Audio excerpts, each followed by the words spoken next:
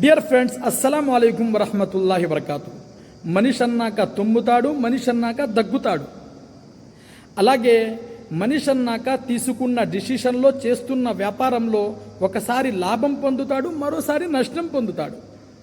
అలాగే మనిషికి సోకుతున్న వ్యాధులలో ఒకసారి జ్వరం కావచ్చు, మరోసారి చికెన్ పాక్స్ కావచ్చు.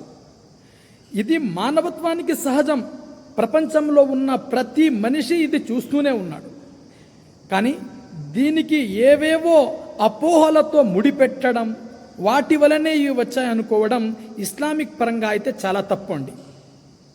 ఫలానా మనిషి తుమ్మడం వలన నా పని ఆగిపోయింది, అలాగే ఫలానా టైంలో నేను పని స్టార్ట్ చేశాను కాబట్టి అది రాహుకాలం కాబట్టి నేను రోడ్డు మీద పడ్డాను అని అనుకుంటే ఇది కూడా ఒక అపోహ.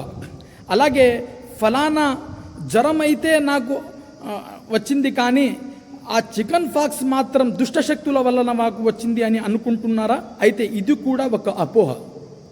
అస్సలాము అలైకుం వరహమతుల్లాహ్.